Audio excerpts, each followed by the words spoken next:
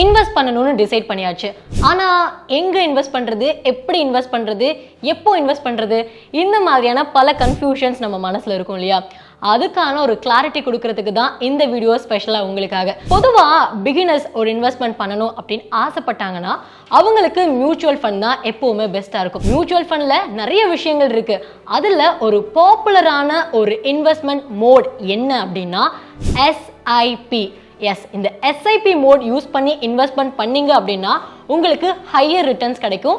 அதோட மட்டும் இல்லை, நீங்கள் இந்த எஸ்ஐபியில் இன்வெஸ்ட்மெண்ட் பண்ணுறீங்க அப்படின்னா லாங் டேர்ம் இன்வெஸ்ட்மெண்ட் பண்ணால் மட்டும்தான் உங்களுக்கு பெட்டர் ரிட்டர்ன்ஸ் கிடைக்கும். ஃபார் எக்ஸாம்பிள் 5 years, 10 years, 20, 25 இந்த மாதிரியான வருஷங்களில் நீங்கள் இன்வெஸ்ட்மெண்ட் பண்ணீங்கன்னா நீங்கள் நினச்ச மாதிரியே உங்களுக்கு ஹை ரிட்டர்ன்ஸ் கிடைக்கும். அது ஏன் இவ்வளவோ மியூச்சுவல் ஃபண்ட்ஸ் இருக்கும்போது இந்த எஸ்ஐபி மெத்தட் ரொம்ப ரொம்ப பாப்புலராக இருக்குது அப்படின்னு கேட்டிங்கன்னா, according to the AMFI, association of mutual funds in India, அவங்க ரீசெண்டாக ஒரு சர்வே கொடுத்துருக்காங்க. அதில் என்ன அப்படின்னா 78% மக்கள் February 2018 2018 இப்போ 2023 February வரைக்கும் பார்த்தீங்கன்னா கணக்கெடுத்து பார்க்கும்போது 78% மக்கள் இந்த மியூச்சுவல் ஃபண்டில் அவங்களுடைய மணியை இன்வெஸ்ட் பண்ணியிருக்காங்க.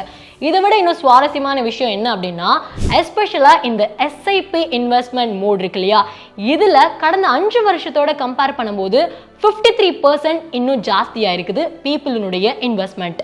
இந்த வீடியோவில் என்னுடைய எஸ்ஐபி எப்படி நான் ஸ்டார்ட் பண்ண போகிறேன், எப்படி நான் இன்வெஸ்ட் பண்ண போகிறேன் அப்படிங்கிறத சொல்ல போகிறேன்.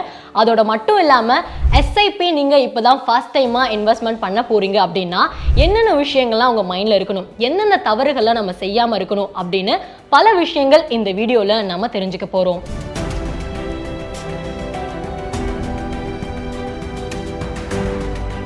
Welcome to freedom Tamil money channel. நான் உங்கள் யுவராணி. ஃபர்ஸ்ட், எஸ்ஐபியில் இன்வெஸ்ட்மெண்ட் பண்ணணும் அப்படின்னா எஸ்ஐபினா என்ன, அதில் என்னென்ன ரெஸ்ட்ரிக்ஷன்ஸ்லாம் இருக்குது அப்படிங்கிறத நம்ம தெரிஞ்சுக்கணும். அதில் முதல் பாயிண்ட் உங்களுக்கு நான் சொல்ல போகிறது எஸ்ஐபினா என்ன. What is SIP? SIP means systematic investment plan. நீங்கள் ஒரு குறிப்பிட்ட அமௌண்ட்டை மாதம் ஒரு குறிப்பிட்ட நாளில் நீங்கள் இன்வெஸ்ட் பண்ணணும். அது என்ன ஃபண்டாக இருந்தாலும் பரவாயில்ல. இந்த எஸ்ஐபிக்குள்ளே நீங்கள் இன்வெஸ்ட்மெண்ட் பண்ண போகிறீங்க அப்படின்னா ஒரே ஒரு முக்கியமான கண்டிஷன் இருக்குது. என்ன தெரியுமா? உங்களுக்கு ரெகுலராக இன்கம் வந்துக்கிட்டே இருக்கணும். ஒரு குறிப்பிட்ட டேட்டில் குறிப்பிட்ட தொகையை நீங்கள் செலுத்தணும். இன்வெஸ்ட்மெண்ட் பண்ணணும் அப்படின்னா மாதம் அந்த டைம் மாறாமல் நீங்கள் இன்வெஸ்ட் பண்ணணும். ஸோ நீங்கள் ஒரு சேலரி பர்சனாக இருக்கீங்க அப்படின்னா மாதம் கரெக்டான டைமுக்கு உங்களுக்கு சம்பளம் வந்துடும். அந்த பணத்தை வச்சு நீங்கள் உங்களுடைய இன்வெஸ்ட்மெண்ட்டை பண்ணலாம். அப்படி இல்லைனா பிஸ்னஸ் பண்ணுறீங்க, இல்லைனா பார்ட் டைம் ஜாப் பண்ணுறீங்க, அதாவது பாசிவ் இன்கம், இது மூலமாக கூட உங்களுக்கு இன்கம் வருது அப்படின்னா கண்டிப்பாக நீங்கள் எஸ்ஐபியில் இன்வெஸ்ட்மெண்ட் பண்ணலாம். ரெண்டு விஷயங்கள் மட்டும் எஸ்ஐபியில் இன்வெஸ்ட்மெண்ட் பண்ணுறதுக்கு முன்னாடி உங்ககிட்ட நீங்களே 2 கேள்வி கேட்டுக்கணும். என்ன தெரியுமா? ஃபர்ஸ்ட் பாயிண்ட், உங்களால் லாங் டேர்மாக இந்த இன்வெஸ்ட்மெண்ட்டை கண்டினியூ பண்ண முடியுமா? பிகாஸ் எஸ்ஐபி அப்படிங்கிறது ஷார்ட் டேர்ம் கோல் கிடையாது. லாங் டேர்மாக நீங்கள் இன்வெஸ்ட்மெண்ட் பண்ணால் மட்டும்தான் உங்களுக்கு ஹை ரிட்டர்ன்ஸ் கிடைக்கும். ரெண்டாவது, நான் முன்னாடியே சொன்ன மாதிரி உங்களுக்கு கரெக்டாக மாதம் சம்பளம் வருமா கைக்கு? ஏன்னா ஒரு மாதம் என்கிட்ட இருக்குது, இன்னொரு மாதம் இல்லை அப்படின்ற கதையே இங்கே செல்லுபடி ஆகாது. மாதம் கண்டிப்பாக நீங்கள் இந்த எஸ்ஐபி மோட் ஆஃப் இன்வெஸ்ட்மெண்ட்டில் கண்டிப்பாக பணத்தை இன்வெஸ்ட் பண்ணியே ஆகணும். இப்போது எஸ்ஐபினா என்ன அப்படிங்கிறத நம்ம தெரிஞ்சுக்கிட்டோம். நானே நிறைய பேர் சொல்லி கேள்விப்பட்டிருக்கேன். என்னோட ஃப்ரெண்ட்ஸ் எல்லாம் எஸ்ஐபியில் தான் இன்வெஸ்ட்மெண்ட் பண்ணியிருக்காங்க, அவங்களுக்கு நிறைய ப்ராஃபிட் கிடைக்குது, ஸோ நானும் எஸ்ஐபியில் இன்வெஸ்ட்மெண்ட் பண்ண போகிறேன் அப்படின்னு பல பேர் சொல்லி நான் கேள்விப்பட்டிருக்கேன். ஆனால் அந்த தப்பை நீங்கள் செய்யக்கூடாது. இந்த வீடியோவை முழுசாக பார்த்துட்டு எஸ்ஐபி பற்றி முழு டீட்டெயில்ஸும் உங்களுக்கு தெரிஞ்சுக்கிட்டு அதுக்கப்புறமா தான் நீங்கள் எஸ்ஐபியில் இன்வெஸ்ட்மெண்ட் பண்ணணும். ஃபார் எக்ஸாம்பிள், ஃபர்ஸ்ட் மாதம் உங்ககிட்ட 20,000 இருக்குது. உங்களுடைய எஸ்ஐபி இன்வெஸ்ட்மெண்ட் எவ்வளோ பண்ணுறீங்கன்னா 5,000 பண்ணுறீங்கன்னு வச்சுக்கோங்க. அந்த 5,000 இந்த மாதம் கட்டிட்டீங்க. ஆனால் அடுத்த மாதம் இந்த 20,000 வராது. அட்லீஸ்ட் இந்த எஸ்ஐபி கட்டுறதுக்காகச்சும் 5,000 நமக்கு கிடைக்குமா, இன்கம் வருமானு கேட்டாலும் அதுவும் டவுட்டு தான். அப்போ என்ன பண்ணுறது? என்னால் என்னோட டென்யூர் பீரியடை கம்ப்ளீட் பண்ண முடியல. பிகாஸ் இந்த எஸ்ஐபி மோட் ஆஃப் இன்வெஸ்ட்மெண்ட் நீங்கள் பண்ணும்போது 5 வருஷம் 10 வருஷம், நான் முன்னாடியே சொன்ன மாதிரி லாங் டேர்ம் தான் நம்ம இன்வெஸ்ட்மெண்ட் பண்ணுவோம். அப்படி இருக்கும்போது நீங்கள் முதல் மாதம் மட்டும்தான் 5,000 கட்டியிருக்கீங்க. அடுத்த மாதம் உங்கள் கையில் காசே இல்லை. அப்போ என்ன பண்ணுறது? ஆப்வியஸாக இந்த எஸ்ஐபி மோட் ஆஃப் இன்வெஸ்ட்மெண்ட்டை நம்ம க்ளோஸ் பண்ணுறது. இதுக்கு மேலே என்னால் கட்ட முடியாது அப்படின்ற ஒரு பாயிண்ட் வரும்போது என்ன தெரியுமா பண்ணணும்? எக்ஸிட் லோன் அப்படின்னு ஒன்று இருக்குது. எக்ஸிட் லோன் அப்படின்னா என்னன்னா, இதுக்கு மேலே என்னால் கட்ட முடியாது அப்படின்னு நீங்கள் சொல்லும்போது உங்களுக்கு அந்த மியூச்சுவல் ஃபண்ட்லேருந்து ஒரு பெனால்ட்டி மாதிரி ஒன்று அமௌண்ட் சொல்லுவாங்க. அதை நீங்கள் கட்டி க்ளோஸ் பண்ணிக்கலாம். அதோட மட்டும் இல்லை, ஃபர்ஸ்ட் மாதம் மட்டும் தானே 5000 ரூபாய் கட்டியிருக்கீங்க, அந்த 5000 ரூபாய் மொத்தமும் உங்களுக்கு திரும்ப கொடுத்துருவாங்களா அப்படின்னு கேட்டிங்கன்னா அதுவும் கொடுக்க மாட்டாங்க. அதுலேயும் ஒரு சில டிடக்ஷன்ஸ்லாம் இருக்கும். அப்புறமா தான் உங்ககிட்ட அந்த மணியை கொடுப்பாங்க. ஸோ இப்படிலாம் பண்ணுறதன் மூலமாக நமக்கு இன்வெஸ்ட்மெண்ட்டில் க்ரோத்தே இருக்காது. அப்போது நீங்கள் எஸ்ஐபியில் இன்வெஸ்ட்மெண்ட் பண்ணணும்னு ஆசைப்பட்டுட்டீங்கன்னா மாதம் மாதம் அவங்க சொல்கிற குறிப்பிட்ட தேதியில் கண்டிப்பாக அந்த சர்டன் பர்டிகுலர் அமௌண்ட்டை நீங்கள் இன்வெஸ்ட் பண்ணியே ஆகணும். அப்படின்னா மட்டும்தான் இந்த எஸ்ஐபி உங்களுக்கு ஹெல்ப்ஃபுல்லாக இருக்கும். பாயிண்ட் நம்பர் 2, மியூச்சுவல் ஃபண்டில் இருக்கக்கூடிய நெட் அசெட் வேல்யூ, அதை நம்ம கன்சிடரே பண்ணக்கூடாது. நிறைய பேர் நெட் அசெட் வேல்யூ கம்மியாக இருந்தால் நல்லது அப்படின்னு நினைக்கிறாங்க.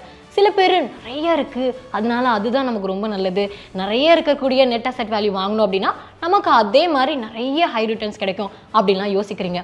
ஆக்சுவலி என்ன கேட்டால் கம்மியாக இருக்கக்கூடிய அசெட் வேல்யூவாக இருக்கட்டும் இல்லை ஜாஸ்தியாக இருக்கக்கூடிய இந்த நெட் அசெட் வேல்யூவாக இருக்கட்டும், ரெண்டுமே பிரச்சனை தான், ரெண்டுமே குட் கிடையாது.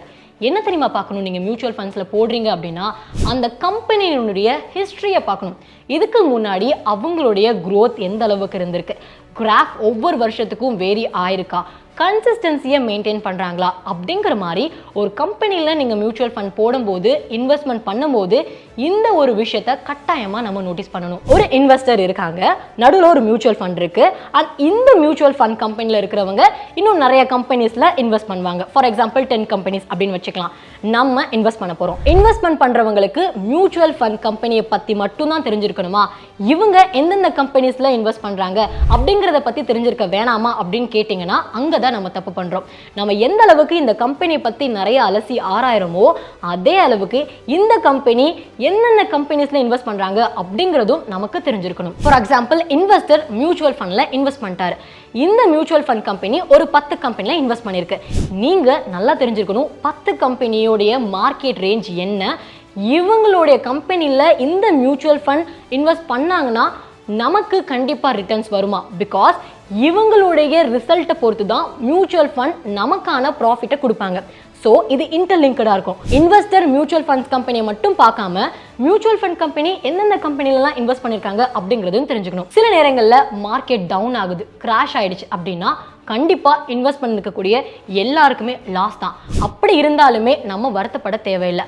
இந்த மாதிரியான சிச்சுவேஷன்ல இருந்து இதுக்கு முன்னாடி நடந்த சம்பவங்கள்ல இந்த மியூச்சுவல் ஃபண்ட் கம்பெனி எப்படி எழுந்து வந்திருக்காங்க, அவங்களுடைய growth-ஐ காமிச்சிருக்காங்களா, அப்போ இவங்களை நம்பி நம்ம இன்வெஸ்ட் பண்ணலாம் அப்படிங்கிற ஒரு நம்பிக்கை நமக்கு கிடைக்கும். பாயிண்ட் நம்பர் 3, உங்களுடைய இன்வெஸ்ட்மெண்ட்டை ஒரே கம்பெனியில் மட்டுமே நம்ம போடக்கூடாது, டைவர்சிஃபை பண்ணி தான் நம்ம போடணும்.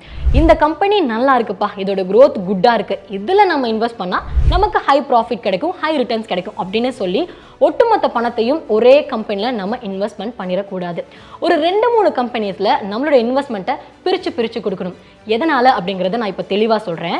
இப்போது ஃபண்ட் ஏ இங்கே நீங்கள் இன்வெஸ்ட் பண்ணுறீங்க, அந்த மியூச்சுவல் ஃபண்ட் கம்பெனி இன்னும் எக்ஸ்ட்ராவா ஒரு 3 கம்பெனில இன்வெஸ்ட்மெண்ட் பண்றாங்க. For example Reliance, ITC, HDFC இந்த மாதிரி போடுறாங்க. அண்ட் இன்னொரு கம்பெனி நீங்க பண்றீங்க, அந்த கம்பெனியோட பேரு ஃபண்ட் பி.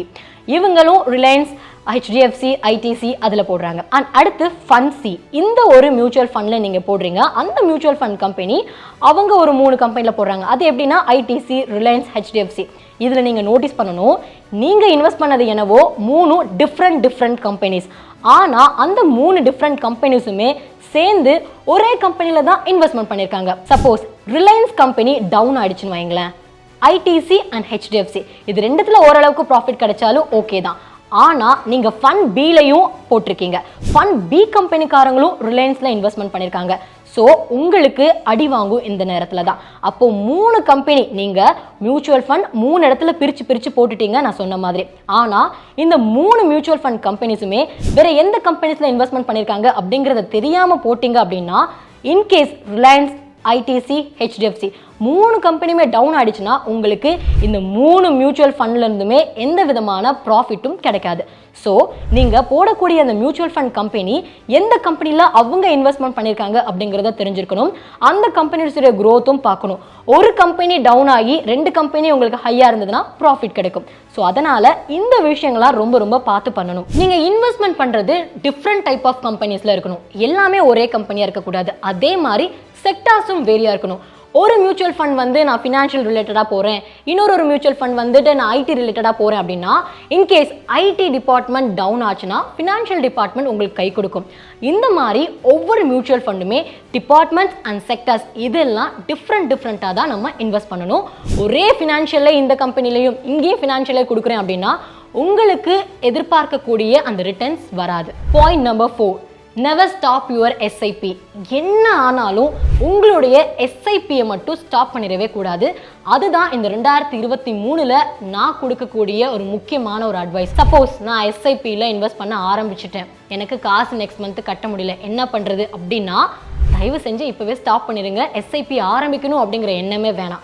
ஏன்னா எஸ்ஐபி ஆரம்பிச்சிட்டிங்க அப்படின்னா நீங்கள் ஒவ்வொரு மாதமும் குறிப்பிட்ட டைமில் அந்த டேட்டில் நீங்கள் பணத்தை கட்டி தான் ஆகணும். சப்போஸ் எனக்கு வேலையே போயிடுச்சு, எனக்கு இதுக்கு மேலே முடியல அப்படின்னா நீங்கள் தாராளமாக எக்ஸிட் லோட் கொடுத்து நீங்கள் ஃபினிஷ் பண்ணிக்கலாம், கம்ப்ளீட் பண்ணிக்கலாம். ஆர்எல்ஸ் இல்லைப்பா ரொம்ப காலம் வெயிட் பண்ண வேண்டியதாக இருக்குது, எனக்கு உடனே போட்டோன்னே எனக்கு ரிட்டர்ன்ஸ் வரணும் அப்படின்னு நினச்சிங்கன்னா அதுவும் ஒர்க் அவுட்டே ஆகாது. அது மட்டும் இல்லாமல் சில நேரங்களில் நம்ம மியூச்சுவல் ஃபண்ட்ஸில் போடும்போது நம்ம எதிர்பார்த்த ரிட்டர்ன் வந்து கிடைக்காது.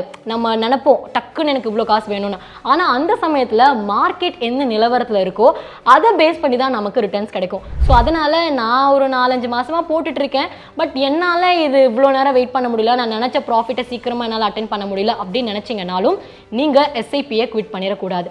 பிகாஸ் எஸ்ஐபி அப்படிங்கிறது லாங் டேர்ம். நீங்கள் ரொம்ப வருஷமாக போட்டுட்டு வந்தால் மட்டும்தான் நீங்கள் நினச்சதை விட அதிகமான ப்ராஃபிட் நம்மளால கிடைக்க முடியும்.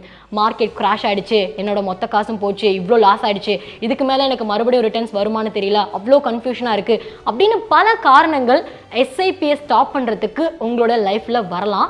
ஆனால் அந்த சமயத்துலலாம் நீங்கள் எஸ்ஐபியில் இன்வெஸ்ட் பண்ணுறதை எக்காரணத்துக்கு கொண்டும் ஸ்டாப்பே பண்ணிடக்கூடாது.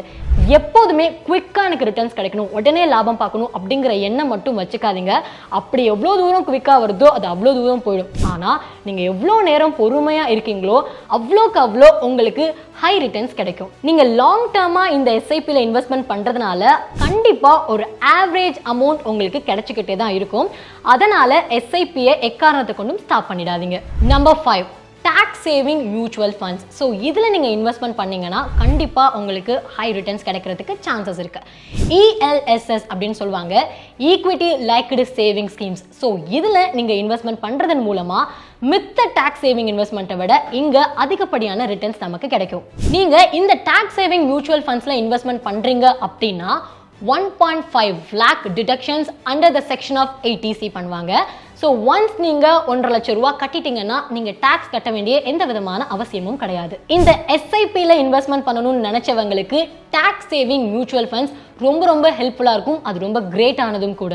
ஸோ சிஸ்டமேட்டிக் இன்வெஸ்ட்மெண்ட் பிளான் எஸ்ஐபியில் இன்வெஸ்ட்மெண்ட் பண்ணணும் அப்படின்னா என்னென்ன விஷயங்கள்லாம் நமக்கு ஞாபகத்தில் இருக்கணும், எப்படிலாம் நம்ம அப்ரோச் பண்ணலாம், எங்கெங்கெல்லாம் இன்வெஸ்ட்மெண்ட் பண்ணலாம், என்னென்ன விஷயங்கள்லாம் இன்வெஸ்ட்மெண்ட் பண்ணுறதுக்கு முன்னாடி நமக்கு தெரிஞ்சிருக்கணும் அப்படின்றத நம்ம பார்த்தோம். அது மட்டும் இல்லாமல் மியூச்சுவல் ஃபண்ட்ஸை பற்றி இன்னும் எனக்கு நிறைய விஷயங்கள் தெரிஞ்சுக்கணும்னு ஆசைப்படுறேன், அதை பற்றி இன் டீட்டெயிலாக வேணும் அப்படின்னா நம்மளுடைய ஃப்ரீடம் தமிழ் மணி சேனலில் மியூச்சுவல் ஃபண்ட்ஸை பற்றி நிறைய வீடியோஸ் இருக்குது, அதை கூட நீங்கள் போய் பார்க்கலாம். அண்ட் நம்ம வீடியோ உங்களுக்கு பிடிச்சிருக்கு, கண்டிப்பாக உங்கள் ஃப்ரெண்ட்ஸுக்கும் ஷேர் பண்ணணும்னு ஆசைப்பட்டீங்கன்னா லைக் கமெண்ட் பண்ணிட்டு ஷேர் பண்ணுங்க. அதோட மட்டும் இல்லை, நீங்கள் ஒரு பிஸ்னஸ் மேனாக ஆகணும்னு ஆசைப்படுறீங்க, வருங்காலத்தில் உங்களோட தொழிலை இன்னும் கொஞ்சம் மென்மேலும் உயர்த்தணும், உங்களுடைய வாழ்வாதாரத்தை மேம்படுத்தணும்னு ஆசைப்பட்டீங்கன்னா உங்களுக்காகவே எஸ்பெஷலாக நிறைய கோர்சஸ்லாம் டிசைன் பண்ணி நம்மளுடைய ஃப்ரீடம் ஆப்பில் இருக்குது. ஸோ ஃப்ரீடம் ஆப்பை இப்போவே டவுன்லோட் பண்ணுங்கள், உங்களுடைய வாழ்க்கையின் தரத்தை உயர்த்துங்க.